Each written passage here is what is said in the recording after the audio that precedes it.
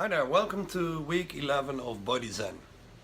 So, this week is called Retreat Yourself and Alternative Tools.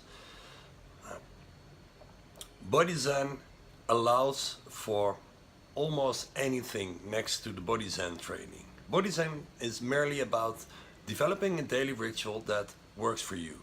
And that might help you, like lose weight, for example, if you would be overweight. But if you have a hardcore training schedule, then Body Zen can help too. So, does Body Zen allow for alternative tools like heavy sports and the things we're going to talk about in this video or not? Yes, it does. Now, alternative tools. So, a retreat is an alternative tool, and there are many different kind of retreats. So one is, for example, a silence or a meditation retreat. It's highly recommendable. I did a Vipassana once and a few meditation retreats, and it's really, it calms down your mind. First, it becomes more alive, more monkey mind, and then later it calms down, and it's like a natural ecstasy feeling. It's beautiful after a few days. Now, other retreats can be, for example, a yoga retreat. And what I like to do is then to mix yoga with something more active, like, for example, kickboxing. And then other retreats, more like weekend retreats normally, are things like ayahuasca and iboga. Now, ayahuasca and iboga are called medicine plants. Yeah, so, or entheogene supplements. It means that you may be tripping a little bit.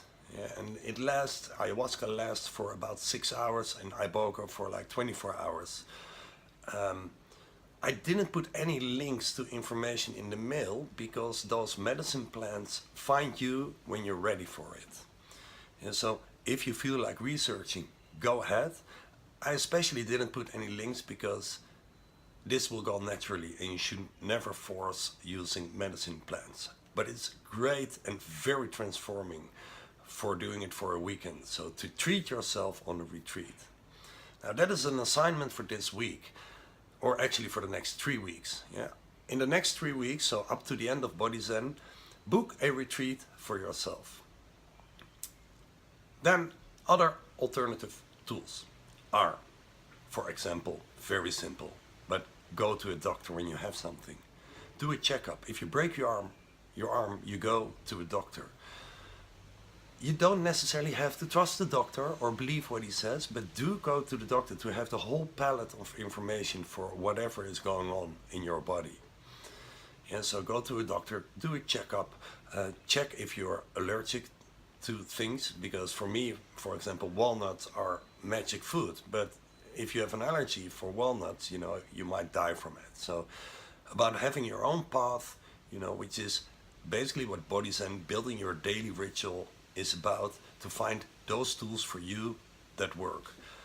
Also do a checkup and find out if you have any allergies. You might even do a DNA test, which will help you find out what's in your lineage of genes and what kind of illnesses might do have a higher probability of coming out than others. Very interesting. Also, go to a physiotherapist if you have an injury. I'm quite difficult myself in this. I always want to heal myself. But then when it takes too long, then I go to a physiotherapist and within a few weeks it's gone. So those guys know what they're doing. And you can perfectly mix that with Body Zen. And then it's more like, you could call it the mystical world or more like the spiritual world. There are certain healing methods. Can you use them? Yes, you can. Of course, you can do anything. What I personally don't like with some meditations and some healing methods, that the giver, the teacher of the course is saying like, you can only do this because otherwise it's dangerous.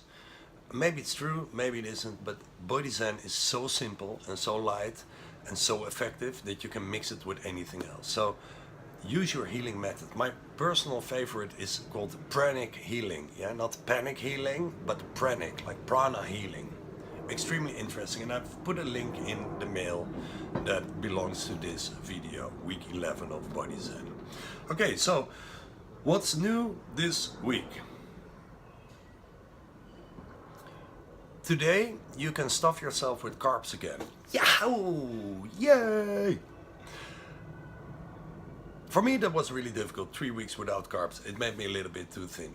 But then when you eat today a lot of carbs, you might feel that your body reacts in a disruptive way.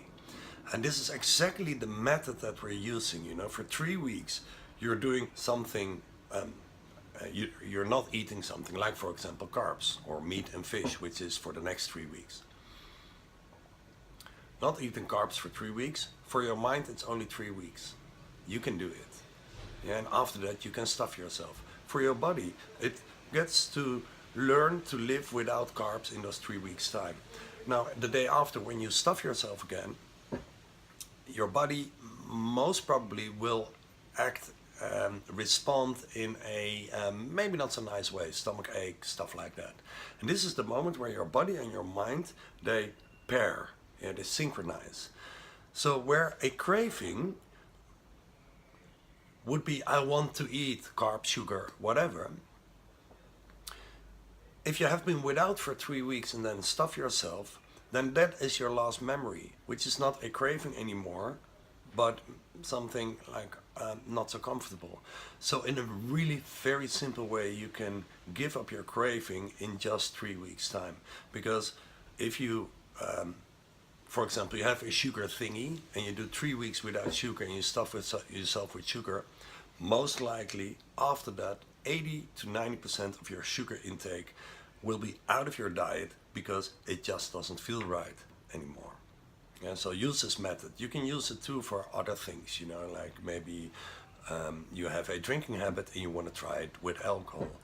Or I'm trying it at the moment to be vegan, which I really, you know, from a health perspective, I don't completely believe in this. I believe in it from a moral perspective, but from a health perspective, I think it's very healthy to eat a lot of different things and to detox, you know, once in a while. But I'm challenging my own belief by being vegan for 3 weeks, and then I will eat an egg and cheese and see what happens in my body. Most probably after that, I will cut down eggs and cheese, and I didn't really eat a lot of meat anymore, but I will cut down even 90% of that again, just by using this method. Okay, long story, excuse me. So new this week, book a retreat in the next 3 weeks. You can stuff yourself with carbs, and from now on, no fish and meat for 3 weeks. Increase the Tibetan Rites to 17 times, or just keep to your 10-minute daily schedule, morning exercise schedule, if increasing to 17 times is too much. Don't forget the plank. It's really good to work on your core. And we talked about that the last time. So how does your daily ritual look like at this moment? You wake up, you drink a glass of baking soda, you do up to maximum 10 minutes of morning exercise. Your morning exercises can be just the Tibetan Rites, or you start with the arm twist, then the Tibetan Rites. If that is too much, you use Grandpa and Grandma yoga and you end with the plank, maximum of 10 minutes. Then you eat a breakfast with a lot of different food, and you end your shower cold.